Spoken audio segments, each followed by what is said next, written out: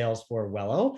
And I'm really excited that you could all join us today to talk about returning to the workplace in a global pandemic. We're really fortunate to be joined by the team at Better Workplace. Again, Randy Wetmore with Wello. We also have Tony Fairfield, who is the Interim CEO of Better Workplace. You may recognize Tony's name from his other job, but really fortunate to have you here today, Tony, as well as Scott Fleming, who is the founder of Better Workplace. We're going to be talking a lot about considerations, the impact of returning to physical workplaces. I think we're all in a position where that is very, very top of mind if it hasn't happened for you and your organization yet. I'm guessing that it's an extremely high probability that you are considering how to get that right, which is excellent because that is what Better Workplace does day in and day out. A few housekeeping items. Our session today, we are planning to speak for about 45 minutes, give or take, our best guess in these virtual webinars. We're anticipating that we're going to do about 10 to 15 minutes of questions and answers. Really important. We want to hear what's on your mind. Hopefully some of the data that we discussed today is going to spark ideas and questions. No problem if we run out of time. We're going to take all your questions down and answer them either online today with the panel or offline.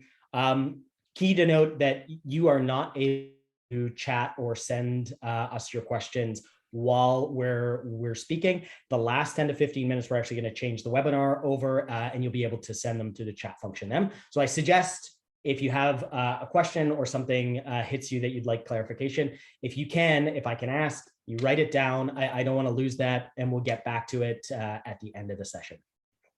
The other item is that our session is being recorded today. You are not on camera, so you don't have to worry about yourself or your organization popping up anywhere, but we, the panelists for the session, are recording today.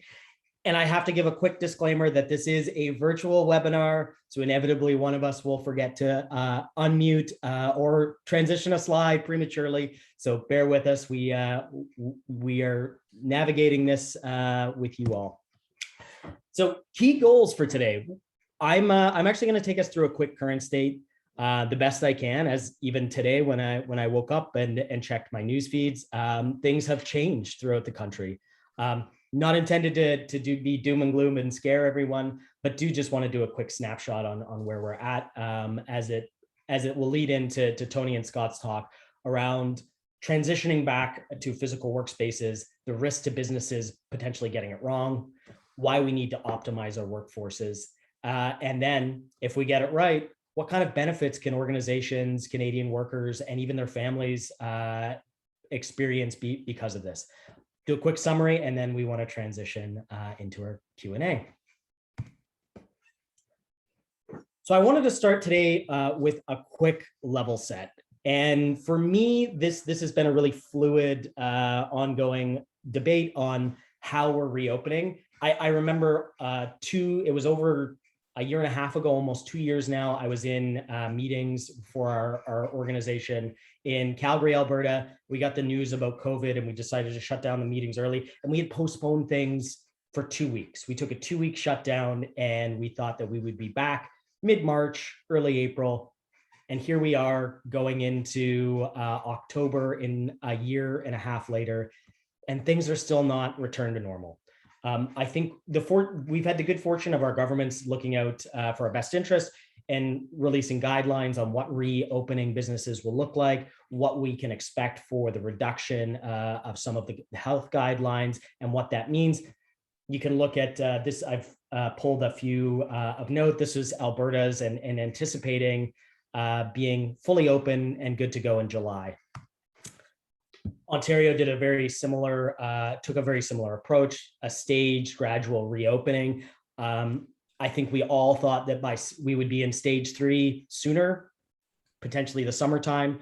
Obviously that hasn't happened for good reason, but still a challenge to know when we are going to be able to move forward and then plan for our business, our employees and our businesses accordingly. BC also, I like to look at stage 4 as I thought we would be here. And briefly, we were stepping into that realm here, but a resumption of normal social contact, I think that's something that we had assumed we would be experiencing. We'd be back to social gatherings, concerts, sporting events, things that can dramatically improve people's mental health. That we thought we'd be traveling again interprovincially, potentially internationally. But I think the biggest call out I would say is we thought that we would be back to some sort of normality in terms of physical workplaces for non-essential workers, that we would be reopening our offices and reintroducing our workforces in some capacity to physical spaces where we could work and collaborate together. Now, obviously, that's not the case today, and I thought I would touch on a few of the elements that seem to be holding us back. One is transmission and vaccination. Obviously, the fourth wave, if you look at the Government of Canada's COVID website, they've got a really interesting graph that plots out the various waves, and it's very apparent that our transmission rates are up. Interesting to note that the vaccine hesitancy seems to be a large problem across all provinces and regions. It's different everywhere, but when we look at the overall caseloads impacting us today, less than 3.5% are from fully vaccinated individuals. So those that are vaccinated are making up less than 3.5%. When we look at hospitalizations, and this is a really critical one, less than 3% of our overall hospitalizations come from fully vaccinated individuals. And then of course, deaths, less than 4% of our overall deaths in the fourth wave in general are coming from fully vaccinated people. So vaccination is part of the strategy of reopening, but really we're seeing some vaccine hesitancy, and that's definitely impacting the guidelines that our governments are putting out. We've also seen a shift and an evolution in COVID-19. Again, almost 100%, 99.7% of the cases right now are because of the Delta variant. Obviously virulent and persistent. It is highly contagious, and that's proved problematic. And then we also have had the challenge of returning to close proximity, reduction of some of our health guidelines, potentially prematurely. We've opened up, we've attended concerts, we've gone back to physical workspaces, unfortunately, in some cases prematurely, which is going to increase our anxiety in the future when we ask people to consider coming back to a physical workspace. So a few things and a few of the measures that I'm sure we are all aware of. We've seen most provinces introduce some form of vaccine identification. We hear it called passports, but most provinces are asking people to take this seriously and not engage in close social contact without having some sort of proof of vaccination. We've seen provinces return to a state of emergency. I had just flown to Alberta 2 weeks ago, landed at 5, and by 6 p.m., we were back in a state of emergency. So we're seeing people look at the data, fortunately, and make updates to public health orders. But what it's meaning is a little bit of uncertainty in our daily lives, and certainly some uncertainty in our business lives. Along with that has come return to work from home orders. So 2 months ago, there was a lot of discussion around returning to physical offices in September. What does that look like? What is the etiquette? And we've had to take a step back. Also, mask mandates. We've seen people reduce mask mandates, reintroduce them.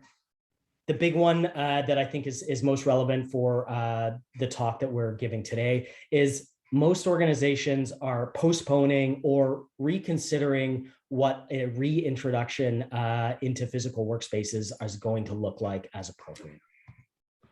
Now, a few stats. I think it's been a tough year, no question, on small to mid-sized businesses here in Canada. The majority of business owners in Canada are in that SMB space. And unfortunately, we've seen sales drop within those businesses over 54%. More than 30% of business owners say that they're worried about the viability of their businesses. I think we're probably all familiar with restaurants in our neighborhood closing, and now obviously there's a staff shortage as staff reimagine what types of jobs they want to work and how they want to work. It's been a lot of negative. It's been a large negative impact on us, and especially on small to mid-sized business owners. The silver lining here is 76% of Canadians believe, we're confident that we're going to rebound after this crisis. And if there's any hope, when BC had reduced our restrictions, we did see a faster than anticipated recovery in our economy. Now, obviously that's changed, but that does give me hope that once we are able to reintroduce our workforces to physical proximity, that there will be some gains to be had. Now, a little bit of what has happened during the pandemic. Now, these stats are primarily from LifeWorks, formerly Morneau Chappelle's mental health index. We see that 66% of employees have felt at some point during the last year disconnected from their work, their coworkers.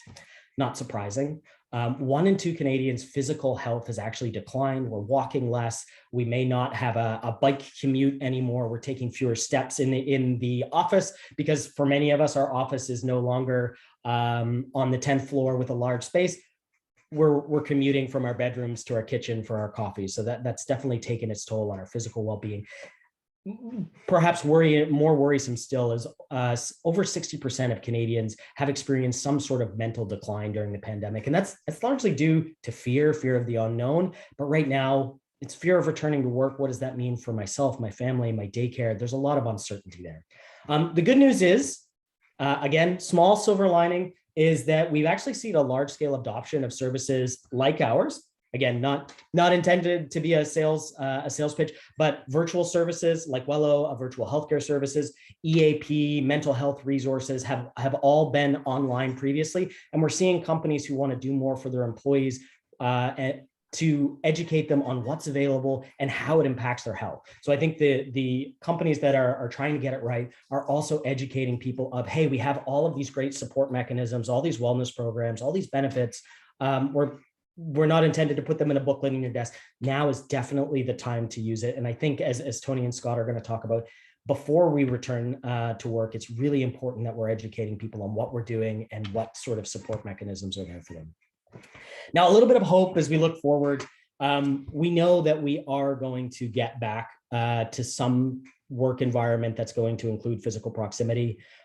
We know that we are seeing more and more employees embrace physical and mental well-being solutions and educate their staff. Mental health was a problem well before the pandemic. It's been a problem during, and as we reemerge, it will continue to be a challenge.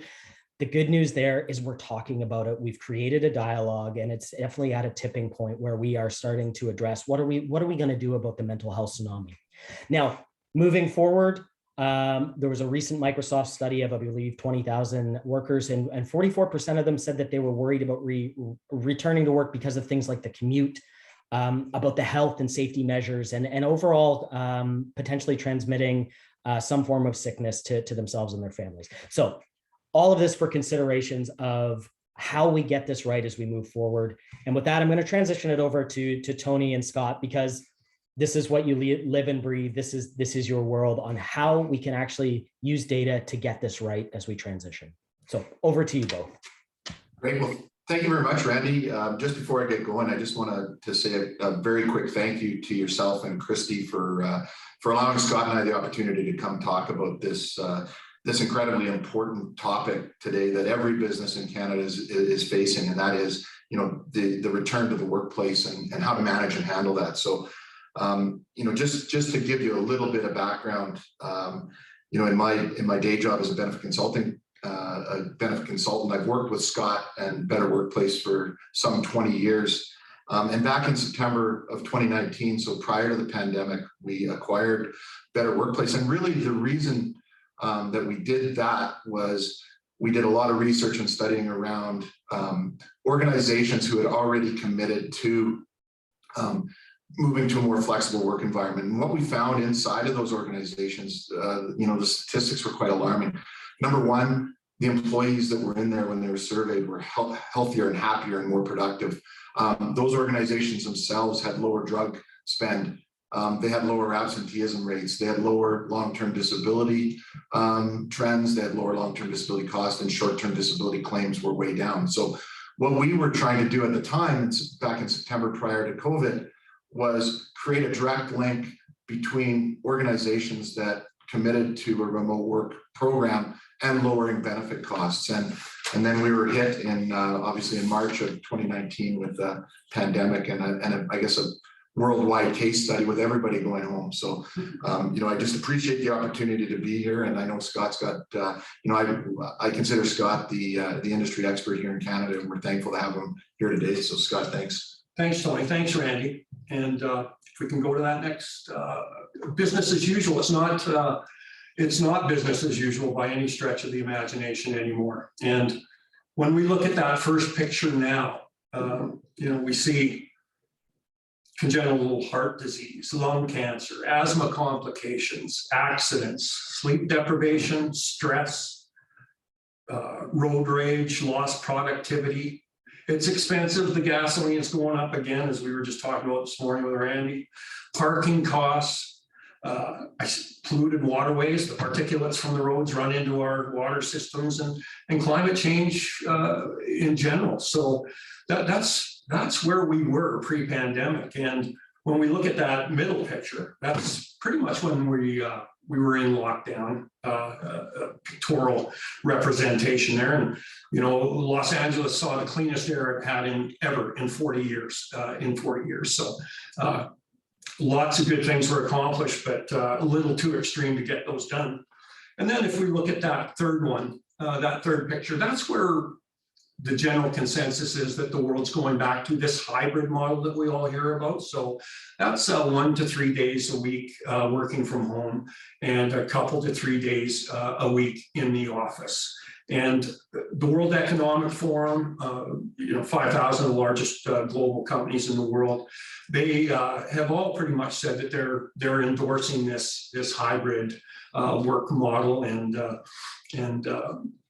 so it's a pretty strong indicator there.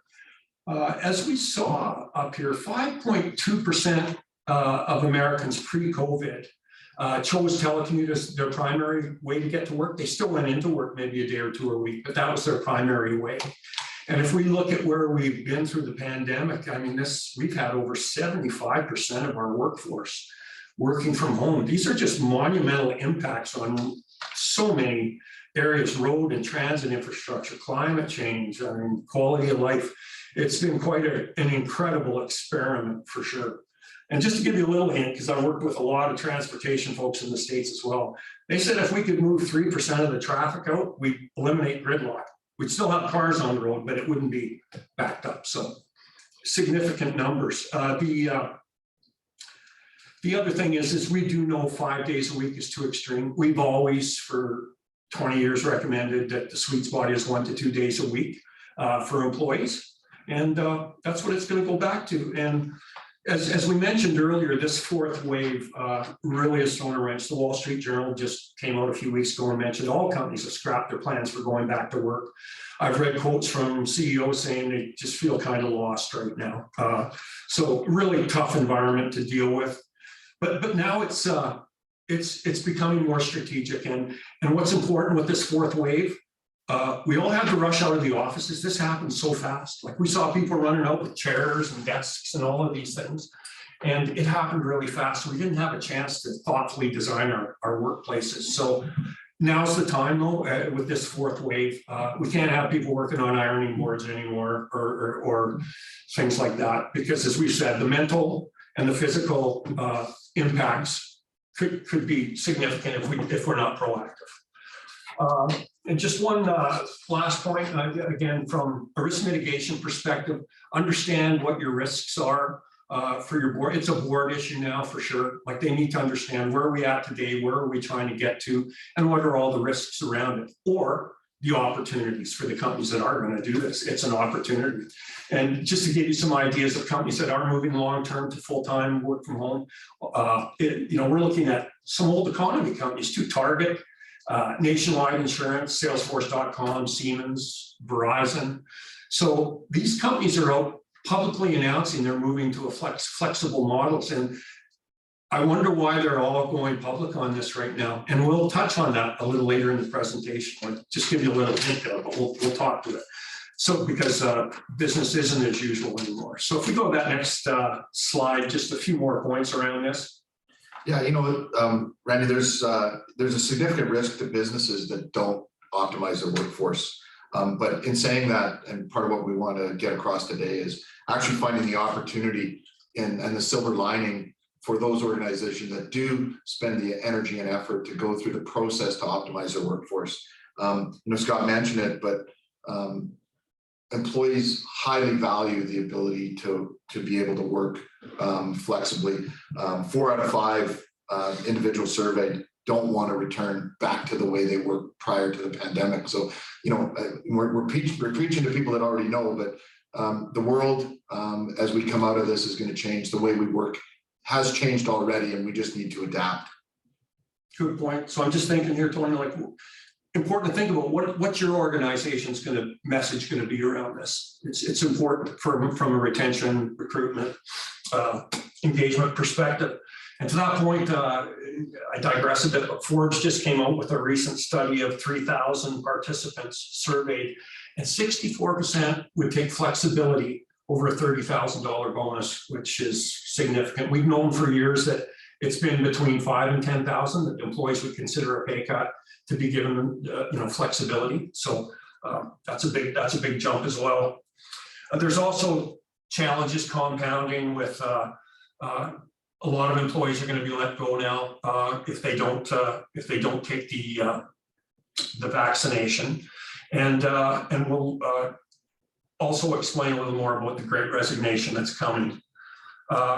Just a local Alberta instance. There was a local bank here that implemented this a few years ago, and they implemented it across about a quarter of their workforce, saved on average per employee about $3,100, measured it, not parking, driving, gasoline, all these types of things. And it was the number 2 reason why they wanted to work for this bank, that flexibility. So it's always been there, but again, this great experiments bubbled it to the top. And if we look at the risks to the business now, like, what are these risks we need to deal with, right? And although, so I keep quoting Forbes, but they're a good article to read on this. They're very deep into work from home, but they interviewed a number of domain experts, and they highly recommended that, although COVID's very emotional right now, and we're sending people home and quitting out the doors and spending money, really important to build a business plan that shows what are the social, economic, and environmental impacts going to be for our company when we move from where we're at today, once you get the snapshot of where you're at today, and where you want to be. Really important for your executive team. So welcome it. And I'll guarantee you'll probably be pretty surprised, because there's lots of opportunity for companies moving in this direction. And just a few more risks to talk about on the next slide here. Yeah, when you look at the list of the risks of the business, and obviously this is not an exclusive list, but employee stress and anxiety, employee burnout, presenteeism, and Scott will elaborate on that momentarily, absenteeism, and return to work uncertainty. I think the effects of these risks haven't been seen in full yet. Just quoting some stats in terms of what businesses are facing today. In surveying some of our suppliers and large insurance companies in Canada, disability claims are up 5% in 2020, and that's suspected to dramatically increase to as much as 10 to 15% over the next 12 to 15 months. Much of the cause of that is long COVID. The insurance market doesn't really know quite yet the impact of long COVID cases, what that's going to have on their disability claims. What is the effect of individuals whose surgeries have been delayed or their critical care has been delayed because access to treatment has been taken away from them? But the biggest problem that we're all going to face is really this mental health tsunami that we're already seeing in our businesses. We see it every day. And again, if you can believe it, claims for mental health have increased 24%. And represent an economic impact in Canada of $50 billion. So imagine a doubling of that. Sun Life says mental health claims represent 30% of their overall disability claims and 45% of their overall disability costs. So, when we're doing business analysis, it's critical that employers look at these. And I also believe that the solution to this, in a big part, is ensuring that employers are optimizing the work environment for their employees, because it mitigates a lot of these problems. So again, Scott, back to you. Thanks, Tony. And you know, stress and anxiety, which lead to burnout and presenteeism and absenteeism. Tony, it's really a state of chronic stress that has not been treated or managed successfully. So, you know, important to be proactive. So Randy, what are some of the signs or symptoms you might look for employees that are, you know, experiencing some of these unpleasant? Yeah, I thanks, Scott. I work with a team of what I would say are extroverts. And I think a lot of us derive our energy and transmit information to each other. We're used to doing that in a physical environment where we can get each other excited. We can talk and share success stories. That's harder to do in a remote environment. So I look for people who are not showing up to meetings with their camera on. Not to say that you have to, but people who are pulling back from social events and just really trying to up the dialogue with my team, because we don't have that opportunity to go for a coffee or go out after work and have that social aspect. So it's definitely harder to do. And it's definitely a concern of people who may be doing the work, but not as effective because of something that's going on or a struggle because of their work environment that we just don't see because we're not in that physical proximity with them. Excellent. Thank you, Randy. One other point I just wanted to add on, if we could just, Randy, I just wanted to make a quick point on the return to work uncertainty is that 72% of Canadians are worried about taking public transit to work. So although we talk a lot about the workplaces and again, commuting with your employees, it's important to understand, you know, the full cycle of what their job entails, but that's causing a great deal of stress with Canadians as well. And Tony's just going to speak here to a recent article we pulled, and it's very timely.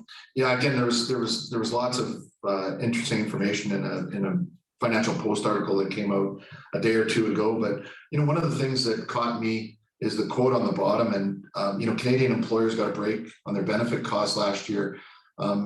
Basically in March, April, and May, because paramedical practitioners, chiro, physio, massage clinics were closed, dental offices were closed. On aggregate, they saved Canadian businesses about $41 billion because of those closures. But what we've seen is that claiming patterns in the third quarter of 2021, in many cases, have returned to pre-pandemic levels. And we've actually seen some instances where claims have actually increased past where we were at prior to the pandemic. So, you know, obviously one reason is there was some pent-up demand in the system, and we're seeing that flow through. But, you know, I believe that the mental health issues that we're seeing and talking about in the workplace are causing increases in claims. We're seeing, you know, 2 of the 3 larger insurance companies across Canada increasing their long-term disability pricing by as much as 50% in anticipation of this glut of disability claims. So again, that's the downside to this, but the silver lining is there's options and opportunities for us to mitigate. There is. And again, being proactive is critical, and especially critical in light of this next slide about the Great Resignation. The Great Resignation, again, you can Google it, it's everywhere. And we've researched a number of research that just came out, and it's somewhere between 38 and 43% of employees today are going to be looking at either quitting or getting a new job or taking less responsibility, less pay in the next number of months. So this is a huge risk. And again, with all we've been talking about, really important to understand where your employees are mentally, physically, and you know, with the company at this point in time. And again, if we're doing this, it's an opportunity, as we'll speak to recruit. But this is a huge risk when we talk about boardroom risk. That's got to be raising the hair on some people in the boardrooms for sure. And the, you know, people have right now reevaluated, you know, their lives as a result of this COVID. So, you know, we're seeing a huge movement to the rural communities. And in some cases, what a great opportunity if you are a good fit for work from home and you can move out a little further and get the same house for $100,000 less. I mean, people are looking at all these options now. It's just incredible. We've had like we said, a 100-year event. People have been paying down debts and families got closer. So, people have reevaluated all these things. And one point I'd like to make here when we are talking to these employees, if we're going to be proactive, you might want to consider blind assessments as well. If you're going to be doing the most important thing, which is gathering information about your employee. But you might want to do blind assessments because a lot of executive team leaders are very clear about what they want. And some of them are very much about, we're going back to work no matter what. And that's great. And some businesses have to based on the work.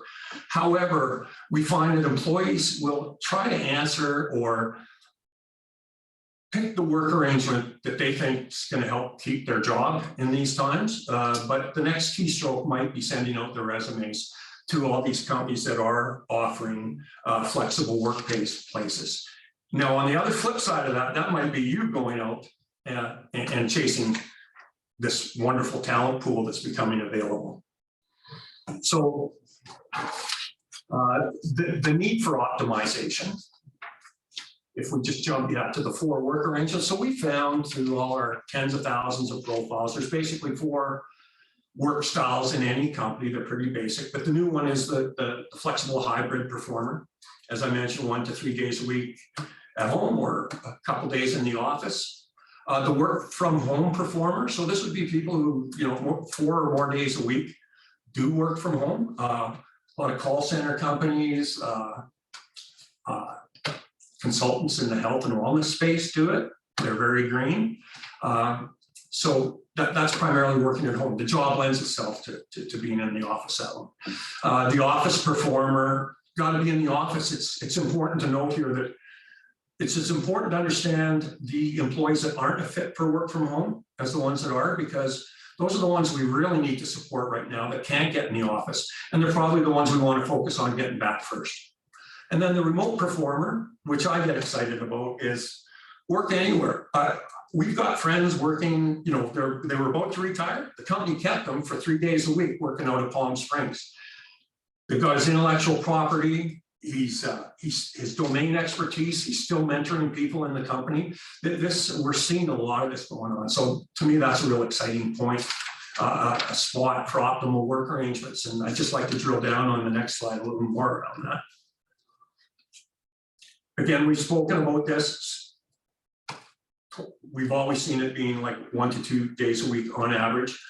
But there's another one too, which is time shifting. And this opens up a huge number. But what about employees that might be able to get up early, clean up their emails, do some work for a half hour to an hour, have breakfast with the kids and drive them into school, and then come in at 9 o'clock for a 15-minute commute instead of 30 minutes. Think about these things we can do for those employees. The technology is there to do it. And speaking of technology, 83% of workers feel they can do it with the right, be more productive with the right tools. There is a big disconnect. We need to understand or make sure that whatever the head office environment is for our employees for technology, that we replicate it in the home office. So if you've got dual screen in the office, we need to make sure we've got that at the home and make sure you can track those assets too and all those types of things. This one's a big one, confidential employee health and wellness optimized. As we've seen the numbers on this, I think it's so critical to be proactive with our employees now to really understand where they're at to avoid all this stuff that for all these increases Tony's talking about. It's significant. And what's critical is the voice of the employee, really important. We've seen most programs fail because they don't do this. We've seen companies that have tried to build a work arrangement, a remote work arrangement around your actual job description.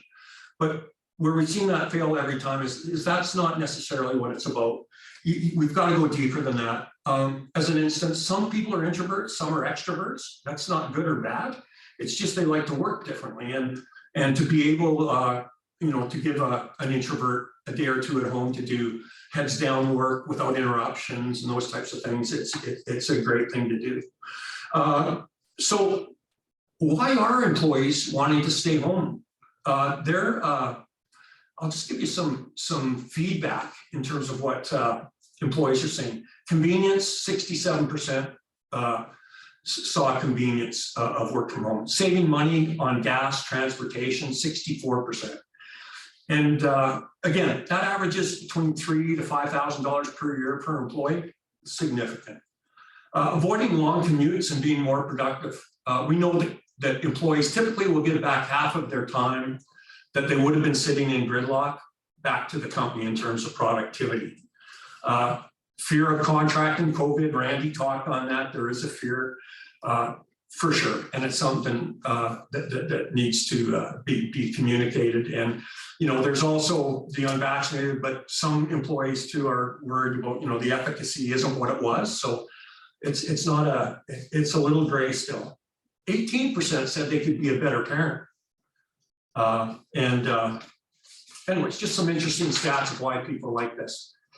And on the next slide, the challenge is that, you know, the research is showing there is a troublesome gap between, you know, the employee, what they feel they need and where they fit in the organization and the employer's actions. So again, I can tell you from history, if you don't do that design, that piece we talked about first in design, you're in trouble.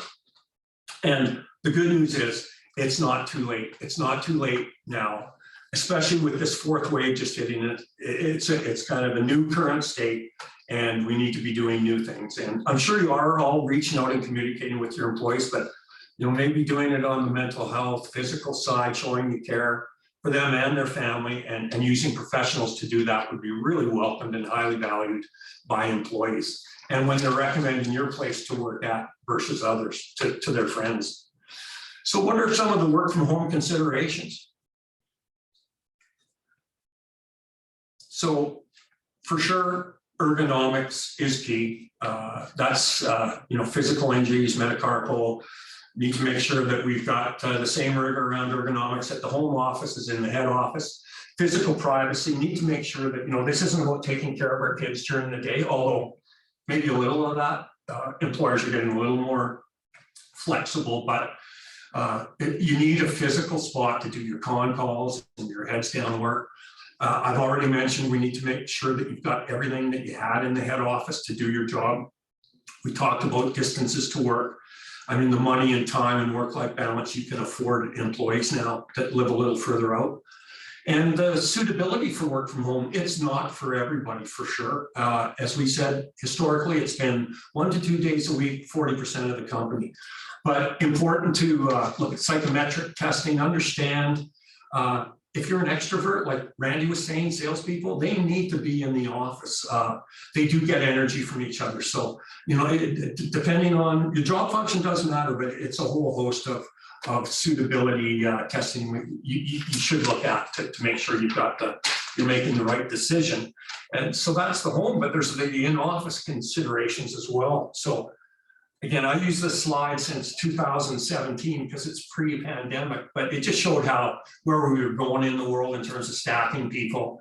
And you know, it's always been an issue with employees about, you know, getting that close and germs and all those types of things. So it wasn't going the right direction. 70% of the companies are in open office environments and has been growing. So this open office, it has been difficult for a lot of introverts because of interruptions and things like that. So if we jump to that next slide, let's just look at some of those in-office considerations. It's important to note that the designers and the facility folks the designers and facility folks need the data to understand what every new worker, where are we going? What's it going to look like in terms of how our employees are going to be working? And that's people in the office and people that are going to have flexible arrangements, because it's going to be very difficult to design the head office, you know, with all these legislation and everything, unless you have a snapshot of how everyone's working. So for instance, if you are a work from homer 4 days a week, you're probably, the facilities and designers will have a skew and say, well, you're going to get a touchdown spot, a locker, things like that. But again, they need this data to really understand how to design that head office for when we return to work, for distancing design and building quiet spaces and things like that.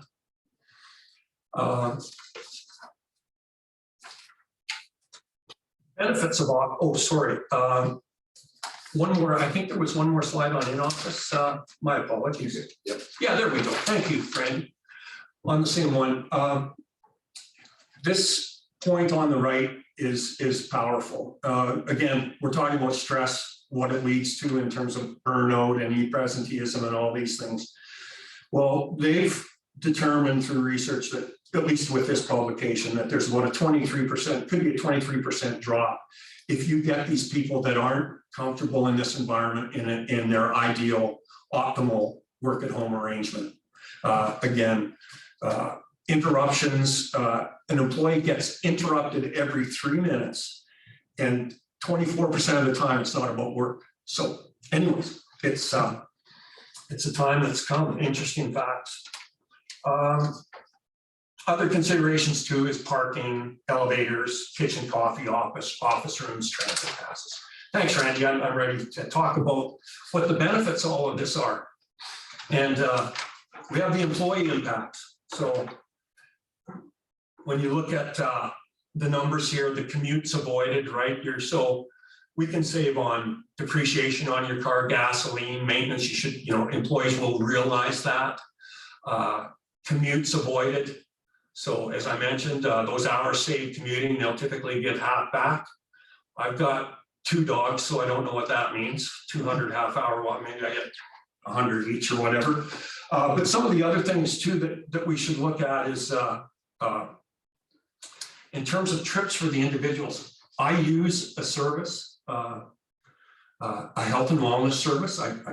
You've probably guessed who it is, but I cannot tell you the amount of time and trips and money it has saved our family, because it's not just me, it's my wife, it's my kids, and just getting prescriptions online, getting advice, mental health advice, or I think I'm getting metacarpal or something, just to be able to have someone to call and do that. Like the time and money and trips and emissions and pollution I've avoided, it's been significant.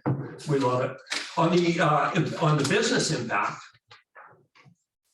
so important to understand, do we have an opportunity for consolidation of our buildings? There was one customer, an enterprise organization in New York that was able to get rid of 8 floors in downtown Manhattan, saving $19 million annually. And they built that. I just wanted to share this with you because it was an interesting way they did it, is human resources and IT went to real estate and said, if we can save you money, will you give us 20% to build our work from home program? Well, they had to, at 19 million, they had to shut it down. People were getting like 40-foot screens in their homes and everything. So it was crazy, but they saved a lot of money. But an interesting way they built it is they got real estate to support them. For business, again, really timely, obviously, to report your CO2 emissions and your pollution reductions, square footage saved. But some of the other things that you should look at measuring the impacts are, extending capacity of your existing buildings. Are you doing any mergers and acquisitions coming? Because that's a great time to do a snapshot of your organizations, how people are working and want to work. Great time to do it. Back to work from injury, accelerating that time frame. If you got a broken leg now, you probably can get on the web and work a bit. Your culture and your ESG reporting. Employees want to work for companies that are offering flexibility and trust them, and those types of things. Business interruption still on business, Randy, just wrapping. Business interruption mitigation. And now my segue, Randy, for community contributor. What you've all done, I want to add, it was incredible what we've done in the last 2 years, all of you, in terms of this just fell upon you in days, and somehow everybody managed to get home and keep the businesses floating. And in some cases in the investment industry, they all maximized their bonuses. It was such a good year. So for the community impact, it's unfortunately, we all got to do a little part to have big impacts. And like I said, we just saw globally 500 million cars off the road. And so it's important for companies to report for what you're contributing to the community, because you're already doing lots of good things with the United Way and that, but this is just another one. And talk about the CO2 you're reducing, the gridlock you're reducing, accidents on the road, hours saved in commuting trips. So when I look at this, when I see hours saved, it's quite incredible in terms of how we're going to collectively extend the life of our road and transit infrastructure from a tax perspective. Like, we don't need as many roads and trains as we're moving to this model. It's going to be significant savings from a tax perspective. Crime in suburban neighborhoods during COVID, in my neighborhood as well, drastically dropped between 20 and 30% because we had more vibrant neighborhoods. People were in the neighborhood going for walks at lunch. Quite impressive. And I mentioned earlier, for some employees that want it, they're looking at how I can buy a bigger house for less money and get that kind of quality of life that maybe they're looking for right now. They're all looking at this right now. A diversity in the workplace, we should look at too. How are you able to, hire physically challenged or single parents that really have a tough time with kids, getting them to school and all that, or PTSD or autistic geniuses or people like myself. I mentioned that a lot of people are keeping the older folks around because of their IP domain expertise and their mentoring capabilities, especially with the way the world's going with a shortage of workers. Really timely. And my last piece is we can get more time for all of our employees and people to give back to the community, like to have time to make it, to go from home to the soccer game or whatever, or to volunteer. Tony just volunteered for coaching. He needs about another 100 hours a year. So things like that. And at the end of the day, if we're not going in, let's make a seat or a cleaner trip, shorter trip in for people who do have to go into our offices. And the final slide here, or in terms of, what should you look for when you're engaging a work from home consultant?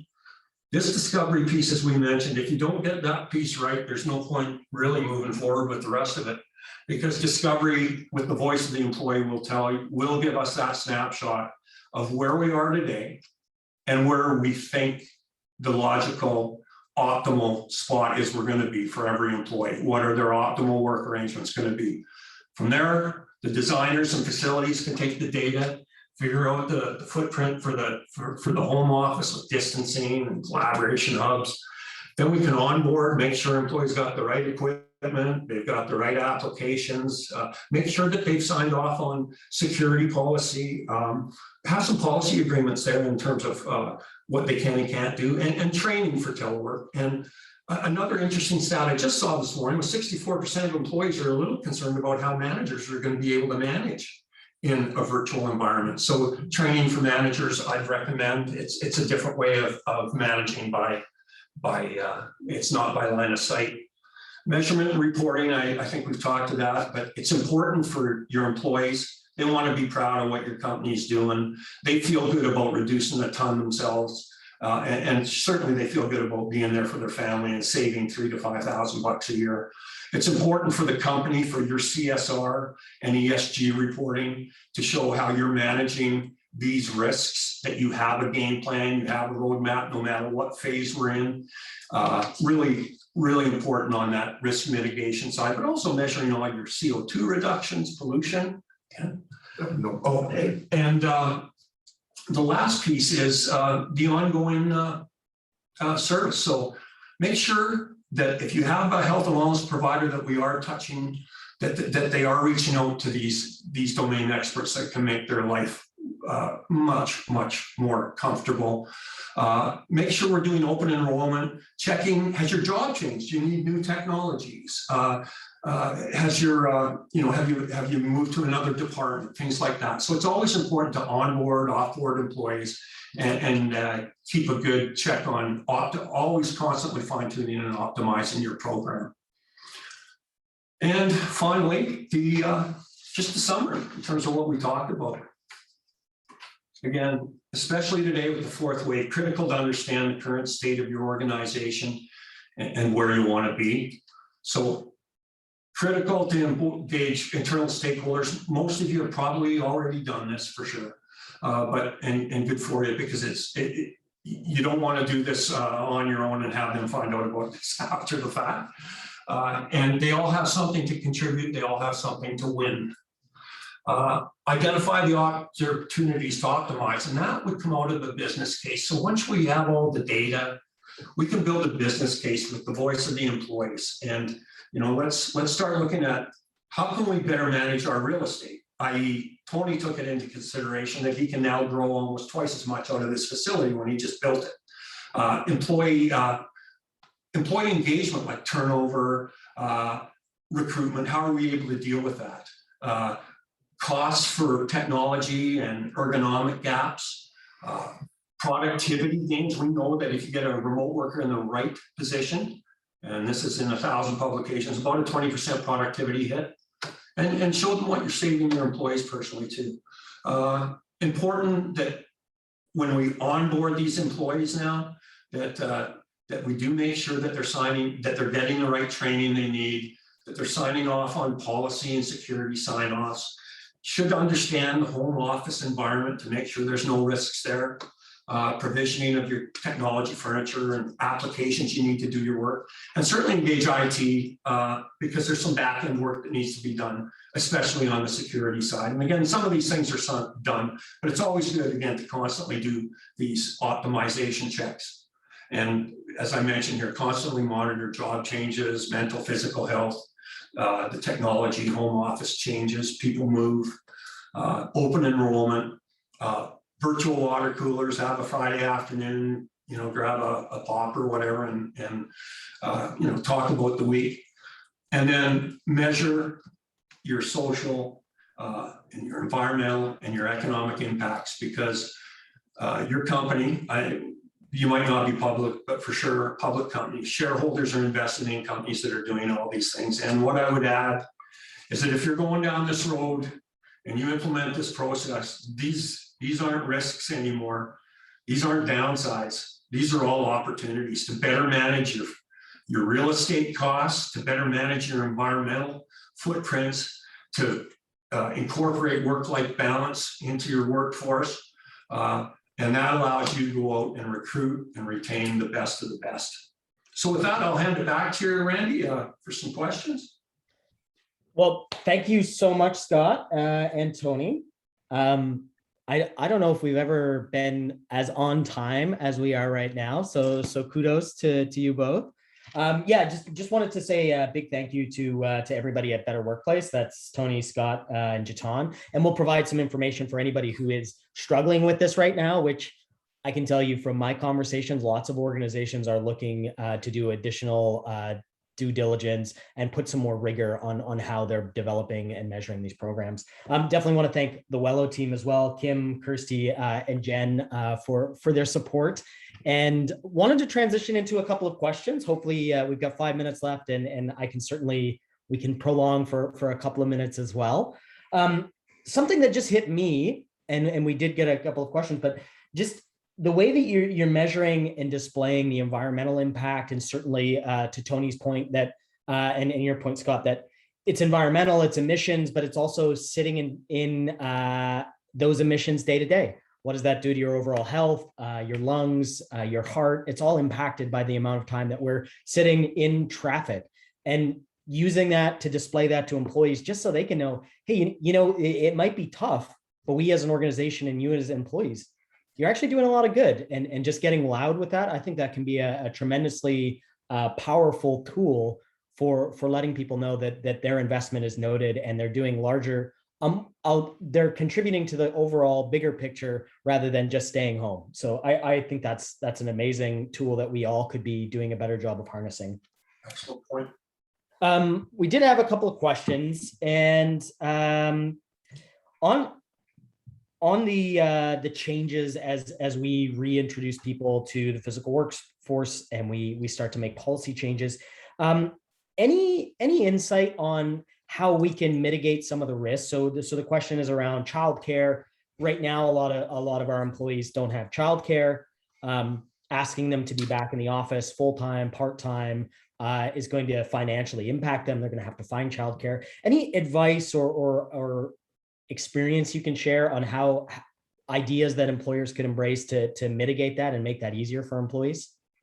Good question, Randy. Yeah, we just barely touched on it earlier, but sentiment is changing around corporations in terms of if you do hear a child scream or something, not scream, but a noise or whatever, people aren't getting bent out of shape because they do know the scenario we're in right now. But in terms of, Tony, do you have any comments on that? I think what most of the scenarios that we've seen, Randy, in and around how to start. It's really, the question is, how do we start that transition, knowing that people are in the environments that they're in today, and how do we get them into that future state? And to be honest with you, I think that most organizations that have tackled this have really taken the approach that this is not going to happen overnight. This is obviously going to be a transition over time. And it takes, first and foremost, communication between the employer and management and the employees to understand what everyone's unique and individual situation is and work through it over time. But back to the reporting, I think what's key about the tools of being able to take the data that you get out of what you're already doing today is already helping people recognize and realize that they're already saving some money today on the fact that they're not commuting in every day and using some of those savings to offset some of their potential costs. So it's really working through that balance, right? Yeah, work-life balance. Appreciate that. There was a question asked around the Great Resignation, and definitely this is eye-catching. I think we've probably all experienced this to some degree. I loved what you said, Scott, around it. It's almost a double-edged sword in that now anyone could potentially offer your team a position, location less of an a challenge. But you also gain by looking at a broader talent pool and the people that you could bring into your organization if you're flexible with that working arrangement. Now, we had a question around the Great Resignation. Is where are these jobs coming from? If we're looking at people and they're having a mass exodus, where are they going? Like what does that look like, and how do we approach that? Well, as you know, in the U.S., we've got the largest need for jobs, I think, in history, over 10% right now. So there's lots of jobs, and I think even pre-COVID, we knew we were moving towards a situation in the world where, the boomers are moving on and all of that. So, I think there will always be. I think companies are always going to be looking for angles that differentiate them for recruiting and retaining their best. And this would be one of them. So where are the jobs?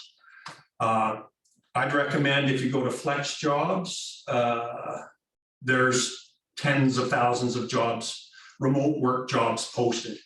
And again, that's an opportunity or that's a risk.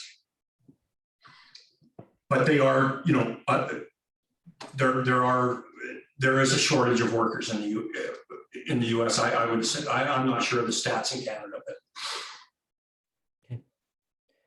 Okay. We had another question around employees who are nervous to return to the office for fear of getting COVID. They have a policy in place where you either need to be vaccinated or some sort of proof, like a negative test, before coming into the office. And the question is, how can I help reassure these employees? How can I help with some of that anxiety and just bring them to let them know that we're bringing them back safely?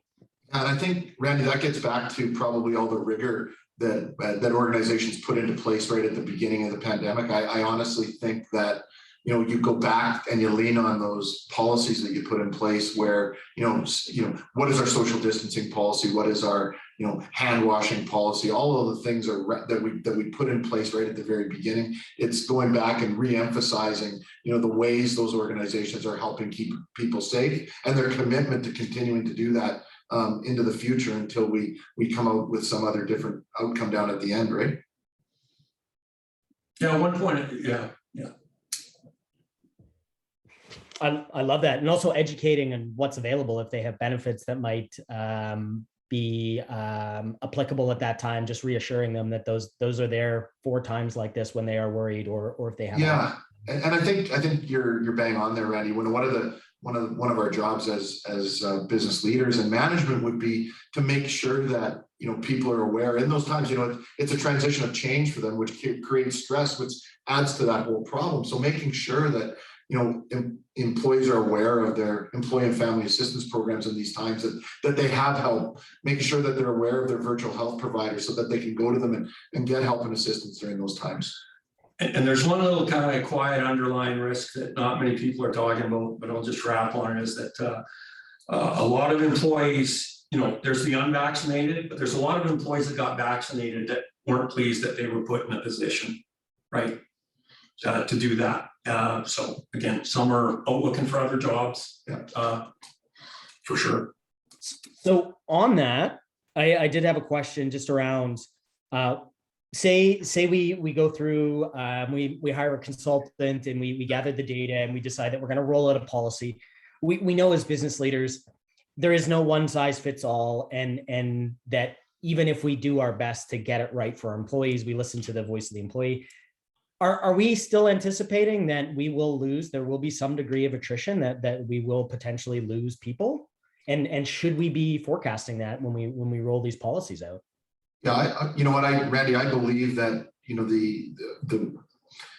the nature and the way we work has completely changed, and it's not going back to the way it was. And not only employers are searching to find out what the future is going to look like for them and their relationships with their employees, but it's going both ways. Employees have also done that same soul searching and trying to determine where they want to be. So I think if we have to be real about the fact that when we do go down a process to optimize our workforce, that there are going to be some losses.